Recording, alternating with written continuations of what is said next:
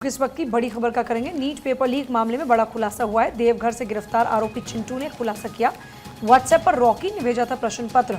नवादा के रहने वाले रॉकी का रांची में रेस्टोरेंट है और लॉर्ड एंड प्ले स्कूल में पेपर की कॉपी प्रिंट हुई। वाईफाई प्रिंटर की मदद से कॉपी प्रिंट की गई। सबसे पहले बायोलॉजी का प्रश्न पत्र आया था, फिर फिजिक्स और केमिस्ट्री का प्रश्न पत्र आया। तो इस तरीके से नीट पेपर लीक मामले में लगातार खुलासे हो रहे हैं और चिंटू अब जिससे पूछताछ लगातार चल रही है, उस चिंटू ने बताया है कि व्हाट्सएप पर ही रॉकी ने प्रश्न पत्र भेजा था। कैसे ये पूरा का पूरा नेक्सस काम कर रहा था, कैसे पेपर लीक किया गया, सॉल्वर गैंग ने सॉल्व किया, कैसे ये बच्चों तक पहुंचा, इस तरीके से पूरे जब खुलासे हो रहे हैं एक एक कर, तो जाहिर तौर पर जमीन इस वक्त पैरों तले से खिसक रही है। केंद्रीय जांच ब्यूरो ने राष्ट्रीय पात्रता सह प्रवेश परीक्षा स्नातक यानी कि नीट यूजी में अनियमितताओं की एफआईआर भी दर्ज कर जांच शुरू कर दी है। सीबीआई की विशेष टीम पटना और गोधरा पहुंची। दोनों जगहों पर पुलिस ने प्रश्न पत्र लीक के मामले दर्ज किए हैं। अभी तक बिहार से ईओयू लगातार इस पूरे मामले में जांच कर रही थी, लेकिन क्योंकि अब इस पूरे मामले में सीबीआई की एंट्री हो चुकी है, तो सीबीआई ने प्राथमिकी दर्ज कर जांच शुरू कर दी है। 47 और अभ्यर्थी परीक्षा से डिबार। नवादा पहुंची सीबीआई टीम पर हमला भी इस बीच हुआ। महाराष्ट्र में एटीएस ने 2 शिक्षकों से पूछताछ की है। नीट यूजी में कृपांक पाने वाले 1563 छात्रों में से मात्र 813 ही रविवार को फिर परीक्षा में पहुंचे। तो देखिए, इस तरीके से अगर देखा जाए तो इस पूरे मामले में लगातार नया अपडेट हर दिन आ रहा है। इस बीच बिहार पुलिस ने अपनी रिपोर्ट में नीट यूजी के पर्चा आउट होने में आपराधिक साजिश और पेशेवर गिरोह शामिल होने की पुष्टि की है। ईओयू की रिपोर्ट में जांच के दौरान एनटीए से उन्हें जरूरी मदद नहीं मिली और न ही जांच में सहयोग मिला। पेशेवर गिरोह शामिल है, जांच में एनटीए ने कोई मदद नहीं की, लेकिन अब क्योंकि मामले में सीबीआई की एंट्री हो चुकी है, एफआईआर दर्ज हो चुकी है, तो जाहिर तौर पर अब सीबीआई एनटीए से जो पूछताछ करनी होगी, अधिकारियों से वो पूछताछ भी होने वाली है। एनटीए में आपने देखा भी कि परिवर्तन भी हुआ है और अब जाहिर तौर पर और पत्ते इस पूरे मामले में खुलते हुए नजर आने वाले हैं। और इसी बीच एक बड़ी खबर दिल्ली से। आज आतिशी के अनशन का है चौथा दिन। दिल्ली में जल संकट के बीच आतिशी का अनशन जारी है। जल मंत्री आतिशी के अनशन पर बीजेपी हमलावर है। बीजेपी ने आतिशी के अनशन को अजीबोगरीब बताया। दरअसल बीजेपी कह रही है कि आतिशी आती हैं और कुछ घंटे में ही वहां से निकल जाती हैं और जो अनिश्चितकालीन अनशन की बात है उसके नाम पर सिर्फ और सिर्फ दिखावा हो रहा है। दूसरी तरफ न केवल आम आदमी पार्टी पर बीजेपी हमलावर है, बल्कि कांग्रेस भी सवाल पूछ रही है कि दिल्ली को पानी चाहिए, सरकार अनशन पर क्यों बैठी है। इसको लेकर के दिल्ली प्रदेश कांग्रेस अध्यक्ष ने भी सवाल उठाए, तो वहीं बीजेपी भी इसको लेकर के हल्ला बोलती हुई। लेकिन बड़ी बात ये कि जल मंत्री आतिशी का आज अनशन का चौथा दिन है। इस बीच दिल्ली के लोगों को अभी तक राहत नहीं मिली है। कल एलजी से आम आदमी पार्टी के एक प्रतिनिधि मंडल ने मुलाकात की थी, जिसमें संजय सिंह सरीखे नेता शामिल थे, जिसमें कहा गया कि मिलकर हल निकालेंगे। एलजी की तरफ से हरियाणा के मुख्यमंत्री से बात भी हुई है पानी को लेकर के। लेकिन इस सियासत के बीच, संग्राम के बीच दिल्ली के लोग सवाल पूछ रहे हैं कि आखिरकार उन्हें पानी मिलेगा तो मिलेगा कब। आगे बढ़ते हैं। केजरीवाल ने सुप्रीम कोर्ट में अर्जी दाखिल की है। जमानत पर रोक के खिलाफ सुप्रीम कोर्ट में अर्जी अरविंद केजरीवाल की तरफ से लगाई गई है। दिल्ली हाईकोर्ट के आदेश के खिलाफ ये अर्जी है। दाखिल अर्जी पर सुप्रीम कोर्ट में आज से सुनवाई की मांग की गई है। आपको याद होगा, राउत एवेन्यू कोर्ट की तरफ से अरविंद केजरीवाल को जमानत दी गई, लेकिन अरविंद केजरीवाल की जमानत पर हाईकोर्ट ने रोक लगा दी सुनवाई के दौरान और ये कहा कि जब तक इस पूरे मामले पर सुनवाई नहीं हो जाती तब तक जमानत पर रोक रहेगी। और अब अरविंद केजरीवाल ने सुप्रीम कोर्ट का दरवाजा खटखटाया है। दिल्ली हाईकोर्ट के आदेश के खिलाफ सुप्रीम कोर्ट का दरवाजा अरविंद केजरीवाल ने खटकाया है और ये कहा है कि आज से सुनवाई उनकी अर्जी पर की जाए, क्योंकि उनको रावत एवेन्यू कोर्ट की तरफ से जमानत दी गई है। और रावत एवेन्यू कोर्ट की तरफ से क्योंकि ये कहा गया था कि जो एफआईआर है, चाहे वो सीबीआई की हो या ईडी की हो, उस दोनों ही एफआईआर में अरविंद केजरीवाल का नाम नहीं है। अब देखिए आप किस तरीके से इस पूरे मामले पर अर्जी सुप्रीम कोर्ट में अरविंद केजरीवाल ने दाखिल की है। बात कर लेते हैं अब एक सफलता की, जहां इसरो ने रचा एक और इतिहास और ज्यादा चुनौतीपूर्ण परिस्थितियों में परखा गया पुष्पक के परीक्षण की हैट्रिक लग गई है और पैराशूट की मदद से घटाई गई रफ्तार। देखिए अखबारों में भी इसका जिक्र है। पुष्पक की तीसरी बार तेज हवा में लैंडिंग और 320 किलोमीटर प्रति घंटा रफ्तार थी लैंडिंग के समय लाई गई रफ्तार और 100 किलोमीटर प्रति घंटे तक 260 किलोमीटर प्रति घंटे होती है रफ्तार लैंडिंग के वक्त। तो देखिए यहाँ पर इसरो ने बड़ी सफलता हासिल की है और इसरो ने रविवार को फिर से उपयोग में लाए जा सकने वाले प्रक्षेपण यान यानी RLV पुष्पक की की लगातार तीसरी बार सफल लैंडिंग की है और संगठन ने बताया है कि तेज हवा के बीच यह पुष्पक का तीसरा और अंतिम परीक्षण था और भारतीय अंतरिक्ष अनुसंधान संगठन की ओर से पुष्पक को रनवे से 4.5 किलोमीटर दूर भारतीय वायुसेना के चिनूक हेलीकॉप्टर से छोड़ा गया। पुष्पक रनवे के पास पहुंचा और रनवे पर क्षैतिज लैंडिंग उसने की है। तो इस मिशन को भारतीय वायुसेना, भारतीय प्रौद्योगिकी संस्थान कानपुर और भारतीय हवाई अड्डा प्राधिकरण से ही भी सहयोग मिला है। इसरो अध्यक्ष एस सोमनाथ ने ऐसे जटिल मिशन की सफलता का सिलसिला बरकरार रखने के प्रयासों के लिए टीम को बधाई भी दी है। तो एक और सफलता, पुष्पक की तीसरी बार तेज हवा में लैंडिंग, जिसकी तस्वीर आप अपने स्क्रीन पर भी देख रहे थे। इसरो ने रचा एक और इतिहास और इसरो अध्यक्ष ने सभी को बधाई भी दी है। और चलिए आगे बढ़ेंगे, बात करेंगे सुकमा के जंगलों की, जहां पर तलाशी के दौरान में पर्दाफाश हुआ। नक्सलियों के अड्डों से नोट छापने की मशीनें पकड़ी गई। नकली नोट छापने की मशीनें पकड़ी गई हैं। साप्ताहिक बाजार में ये लोग नोट को खपा रहे थे। और देखिए तस्वीरें भी इस वक्त आपके सामने हैं। सुकमा के जंगलों में जब तलाशी हुई तो उस दौरान में पर्दाफाश हुआ कि कैसे यहाँ पर नकली नोट न सिर्फ छापे जा रहे थे बल्कि नकली नोटों को खपाया भी जा रहा था। नक्सलियों के अड्डों से नोट छापने की मशीनें मिली हैं। सुकमा के जंगलों में तलाशी के दौरान में ये पर्दाफाश हुआ है। साप्ताहिक बाजारों में ये लोग नोटों को खपा रहे थे। तो ये सुकमा की तस्वीरें इस वक्त आप देख रहे हैं, जहां पर सुकमा में नकली नोट छापने की जो मशीनें थी वो बरामद हुई हैं छापेमारी के दौरान में। रंजना, बिल्कुल, देखिए अखबारों में भी इसका जिक्र है। सुकमा में नक्सलियों के हमले में 2 जवान शहीद और नकली नोट छापने की मशीन बरामद हुई है। तस्वीरें इस वक्त आप स्क्रीन पर भी देख रहे हैं। सुरक्षा बलों ने छत्तीसगढ़ के सुकमा जिले में भारी मात्रा में जाली नोट और इन्हें छापने के लिए नक्सलियों द्वारा इस्तेमाल किए गए उपकरण बरामद किए हैं। और पुलिस अधीक्षक किरण जी चौहान ने बताया है कि जिले के कोरजगुड़ा गांव के पास एक जंगल में शनिवार को सुरक्षा कर्मियों के संयुक्त दल के तलाश के अभियान के दौरान ये जाली नोट जब्त की गई है। तो बड़ी खबर आपको बता रहे, छत्तीसगढ़ के सुकमा जिले में रविवार को नक्सलियों ने एक ट्रक को आईडी से धमाका कर उड़ा दिया था और इसमें केंद्रीय रिजर्व पुलिस बल की विशेष इकाई कोबरा के 2 जवान शहीद हो गए और नकली नोट छापने की मशीन भी इसमें बरामद हुए हैं। प्रिया, लेकिन अब बात करेंगे कानपुर की, जहां पर ट्रक और टेम्पो की भिड़ंत हुई है। टक्कर के बाद ट्रक और टेम्पो में आग लग गई, 2 लोग जिंदा जल गए। यूपी के कानपुर में दरअसल टेम्पो और ट्रक में भीषण टक्कर हो गई जिसमें आग लग गई। आप इन तस्वीरों में देख सकते हैं। मध्य प्रदेश के व्यापारी समेत 2 लोगों की जलकर मौत हो गई है। घटना शंभुआ पुल के पास हुई है। वहां पर अफरा तफरी का माहौल हो गया।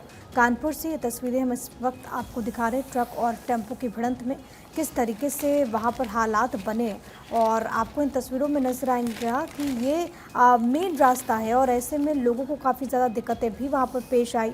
आसपास के लोगों का जमावड़ा लग गया, पुलिस की मौजूदगी थी, लेकिन इस दुखद घटना में मौत हो गई है। 2 लोगों की जिंदा जो जल गए। ट्रक और टेम्पो की भिड़ंत हो गई थी और इसी के बाद वहाँ पर आग लगती है। आप देखेंगे कि किस तरीके से वहाँ पर आग लगी और उसके बाद पूरी की पूरी तरीके से ये जो ट्रक और टेम्पो हैं वो क्षतिग्रस्त यहाँ पर हो गए।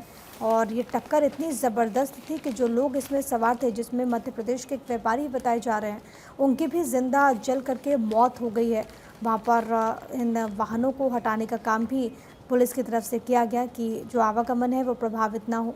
लेकिन रफ्तार का कहर कानपुर से देखने को मिला, जहाँ पर ट्रक और टेम्पो की टक्कर में 2 लोगों की जिंदा जलकर मौत हो गई, क्योंकि टक्कर इतनी भीषण थी, इतनी भयंकर थी कि जैसे ही गाड़ियां आमने सामने आती हैं वैसे ही यहाँ पर आप देख सकते हैं कि कैसे आग लग गई और इस दौरान जो इसमें सवार थे उनकी जलकर मौत हो गई।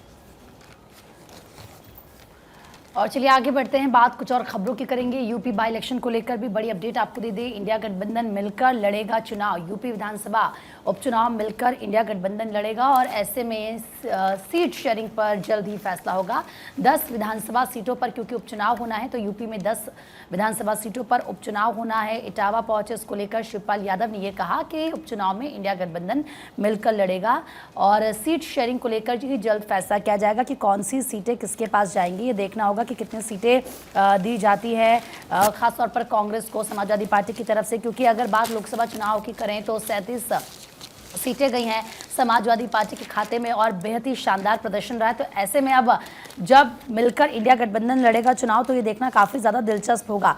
यानी कि लोकसभा चुनाव के नतीजों के बाद से राजनीतिक दल अब उपचुनाव की तैयारियों में भी जुट चुके हैं और उत्तर प्रदेश की 10 विधानसभा सीटों पर उपचुनाव होने हैं, जिसको लेकर शिवपाल यादव की तरफ से कहा गया 9 सीटें इंडिया गठबंधन और एनडीए के कुछ विधायकों के सांसद बनने के बाद खाली हो गई थी और इसके अलावा एक सीट पर विधायक को अयोग्य घोषित कर दिया गया था, जिसके बाद अब यहाँ पर उपचुनाव होंगे। बढ़ते खबरों में आगे बात गोवा की। गोवा में आज से होगा वैश्विक हिंदू राष्ट्र महोत्सव। हिंदू संगठनों के 2000 प्रतिनिधियों को आमंत्रित किया। मध्य प्रदेश, राजस्थान से 50 से अधिक प्रतिनिधि इसमें आमंत्रित हैं। उत्तर प्रदेश के 41 संगठनों के 110 से अधिक प्रतिनिधि इसमें आमंत्रित हैं। हिंदू समाज की दृष्टि से बहुत उत्साहवर्धक पर इसमें चर्चा होगी। तो गोवा से खबर, वैश्विक हिंदू राष्ट्र महोत्सव का आयोजन और हिंदू संगठनों के 2000 प्रतिनिधि इसमें आमंत्रित किए गए। मध्य प्रदेश, राजस्थान के भी प्रतिनिधि इसमें शामिल होंगे। मध्य प्रदेश, राजस्थान से 50 से अधिक प्रतिनिधि शामिल होंगे। तो वैश्विक हिंदू राष्ट्र महोत्सव जिसे लेकर जिसका आयोजन आज और 2000 से अधिक प्रतिनिधि इसमें शामिल होंगे। उत्तर प्रदेश से भी इसमें 41 संगठनों के 110 से अधिक प्रतिनिधि शामिल होंगे और इसे लेकर पूरी तैयारी। तो वैश्विक हिंदू राष्ट्र महोत्सव का आयोजन आज गोवा में। तो देखिए, एक तरफ जहां गोवा में हिंदू संगठनों के 2000 प्रतिनिधि आमंत्रित हुए हैं, तो ये आगाज़ होने जा रहा है। हिंदू संगठनों के 2000 प्रतिनिधि इसके लिए आमंत्रित किए गए हैं। यूपी के 41 संगठनों के 110 से ज़्यादा प्रतिनिधि पहुंच रहे हैं। पूरे देश भर से अलग अलग लोग यहाँ पर पहुँचेंगे और हिंदू संगठन के 2000 प्रतिनिधि खासतौर पर इसके लिए आमंत्रित हैं। और अब बात होगी यूएई की, क्योंकि यूएई में विदेश मंत्री जयशंकर ने पूजा अर्चना की है। यूएई के मंदिर में जाकर पूजा अर्चना की है। ये भारत यूएई दोस्ती का एक जीवंत प्रतीक है। विदेश मंत्री एस जयशंकर संयुक्त अरब अमीरात के अपने समकक्ष अब्दुल्ला बिन जायद अल नाहयान के साथ व्यापक वार्ता करने के लिए रविवार को यहाँ पर पहुँचे। जयशंकर ने अबू धाबी में प्रतिष्ठित BAPS हिंदू मंदिर के दर्शन किए और फिर अंतर्राष्ट्रीय योग दिवस समारोह में भाग लेने के बाद अल नाहयान के साथ बैठक के लिए रवाना हो गए, जिसमें दोनों ही नेता द्विपक्षीय संबंधों के साथ गाजा की समग्र स्थिति पर चर्चा कर सकते हैं। तो देखिए, तस्वीर इस वक्त आप देख रहे हैं जब एस जयशंकर पहुंचे यूएई, और ये इस वक्त तस्वीर आप देख रहे हैं यूएई की मंदिर की, जिसमें पूजा अर्चना करते हुए नजर आए। इससे पहले आपको याद होगा जब इस मंदिर का आगाज़ हुआ तो खुद PM मोदी पहुँचे थे और अब यूएई के मंदिर में पूजा अर्चना करने के लिए पहुँचे एस जयशंकर। यहाँ पूजा अर्चना की विदेश मंत्री जयशंकर ने, और उसके साथ ही भारत और यूएई में जो कई विषय हैं उसको लेकर चर्चा की। आगे बात बढ़ी। दोनों नेता द्विपक्षीय संबंधों के साथ साथ जो गाजा की समग्र स्थिति है उस पर भी चर्चा कर सकते हैं। लेकिन फिलहाल ये अंदर मंदिर प्रांगण की तस्वीर इस वक्त आप देख रहे हैं जब पहुँचे एस जयशंकर। यूएई के मंदिर में पूजा अर्चना उन्होंने की। यहाँ पर देखिए, दोनों ही मौजूद भी नज़र आ रहे हैं। भारत यूएई दोस्ती का एक जीवन प्रतीक है। इस मौके पर वो ये कहते भी नज़र आते हैं। यूएई में पहुँचे और अपने समकक्ष के साथ में द्विपक्षीय वार्ता के लिए फिर यहाँ से पूजा करने के बाद निकल गए। विदेश मंत्री एस जयशंकर यूएई में हैं। यूएई के मंदिर में पूजा अर्चना उन्होंने की। तो देखिए, कुल मिलाकर देखा जाए तो ये जो मंदिर है अपने आप में आकर्षण का केंद्र भी है। दूसरी बड़ी बात यह है कि जब इसका आगाज़ हुआ तो खुद प्रधानमंत्री मोदी का वहाँ पर जाना, और अब विदेश मंत्री एस जयशंकर द्विपक्षीय वार्ता के लिए पहुँचे हैं यूएई। अबू धाबी में हिंदू मंदिर में जाकर उन्होंने पूजा अर्चना भी की है। विदेश मंत्री एस जयशंकर संयुक्त अरब अमीरात यानी कि यूएई के अपने समकक्ष अब्दुल्ला बिन जायद अल नाहयान के साथ बातचीत के लिए रविवार को अरब देश की यात्रा पर पहुंचे। बैठक में दोनों ही नेताओं के द्विपक्षीय संबंध, व्यापक रणनीतिक साझेदारी के अलावा जो गाजा की स्थिति है उसकी समग्र स्थिति पर चर्चा भी कर सकते हैं, ऐसी उम्मीद है। चलिए आगे बढ़ते हैं। इस साल सऊदी अरब में भीषण गर्मी पड़ रही है।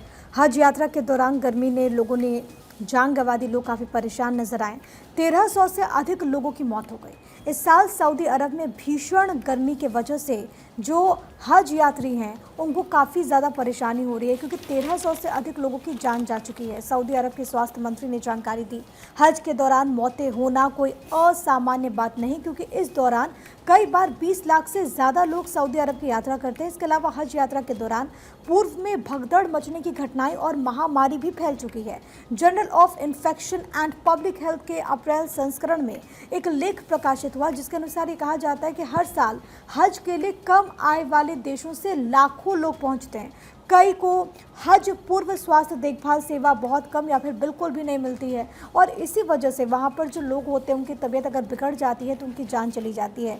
लेकिन इस बार गर्मी एक बहुत बड़े फैक्टर के तौर पर उभरी है। आपने सोशल मीडिया में देखा होगा कि कैसे जो हज यात्री हैं जो जा रहे हैं वहाँ पर किस तरीके से उनकी जान जा रही है। सड़कों पर मानो लाशों का ढेर देखने को मिल रहा हो। 1300 से ज़्यादा लोगों की जान जा चुकी है। गर्मी बहुत ज़्यादा, और इसमें जो भारतीयों का जो आंकड़ा है अभी तक जो जानकारी वो 98 का है। एक अखबार की रिपोर्ट के मुताबिक जो 1300 लोग हैं जिन्होंने हज यात्रा के दौरान जान गंवा दी, उनमें से 98 लोग भारतीय हैं। ये आंकड़े अपने आप में चिंताजनक है और इसको लेकर के वहाँ पर भी जो प्रशासन है वो चिंता में इस वक्त है। यानी कि भीषण गर्मी का कहर पूरी दुनिया भर में पड़ रहा है, सिर्फ हिंदुस्तान ही नहीं। आगे बढ़ते हैं, बात कुछ और अहम खबरों की करेंगे। अब बात बॉलीवुड न्यूज़ की। दरअसल शादी के बंधन में बंधी हैं सोनाक्षी सिन्हा।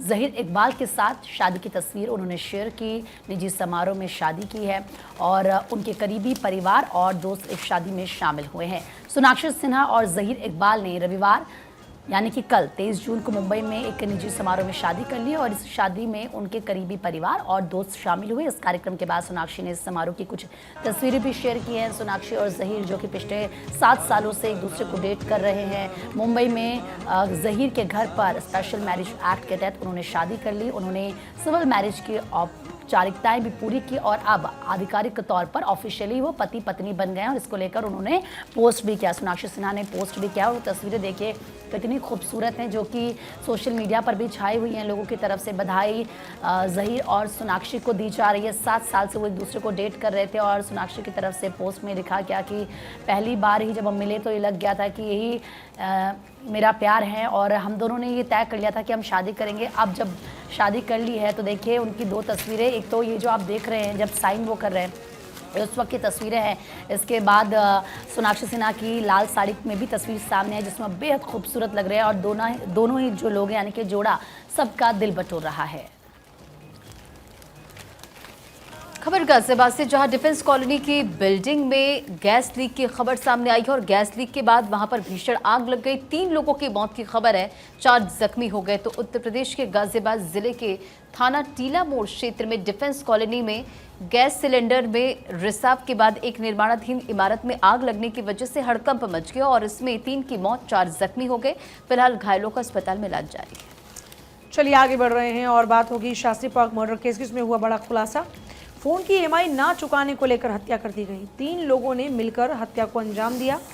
दिल्ली के शास्त्री पार्क में झगड़े के बाद एक व्यक्ति की हत्या करने के आरोप में 3 लोगों को गिरफ्तार किया गया है। पुलिस ने रविवार को ये जानकारी दी। पुलिस ने बताया कि आरोपियों की पहचान आकाश उर्फ मूसी, योगेश उर्फ बंटी और रोहित के रूप में हुई है और ये सभी यूपी के गाजियाबाद के रहने वाले हैं। एक वरिष्ठ पुलिस अधिकारी ने बताया कि ये घटना 30 मई को हुई थी और पुलिस को उसकी सूचना मिली तब जब पीड़ित के शरीर पर गंभीर घाव होने के चलते उसे गुरु तेग बहादुर अस्पताल में भर्ती कराया गया, जहां चिकित्सकों ने उसे मृत घोषित कर दिया था। तो शास्त्री पार्क मर्डर मामले में यह खुलासा हुआ है कि फ़ोन की EMI नहीं चुकाई, इस कारण से हत्या कर दी गई। आगे बढ़ते हैं, बड़ी खबर है, नीट पेपर लीक घोटाले का पूरा मामला संसद घेराव करेगी। NSUI सुबह 10 बजे संसद का घेराव करने वाली है। NSUI यानी कि कांग्रेस की जो स्टूडेंट इकाई है, क्योंकि लगातार इस पूरे मसले पर विरोध प्रदर्शन हो रहा है। कांग्रेस पार्टी भी इसको लेकर के काफ़ी आक्रामक है।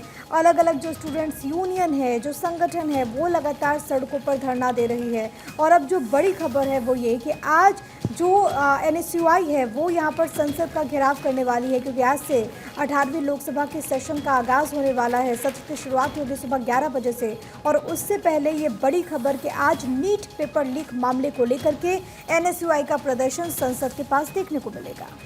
और आगे बढ़ते हैं, एक बार फिर से बात तमिलनाडु की करेंगे। इससे पहले भी हमने आपको बताया था कि जहरीली शराब का ये पूरा मामला जिस पर वित्त मंत्री निर्मला सीतारमण ने कांग्रेस पर जमकर हमला बोला है। 56 लोगों की मौत पर सवाल उनसे पूछा है, कहा है कि राहुल और खड़गे कहाँ हैं इस पूरे मामले को लेकर, कुछ क्यों नहीं बोल रहे।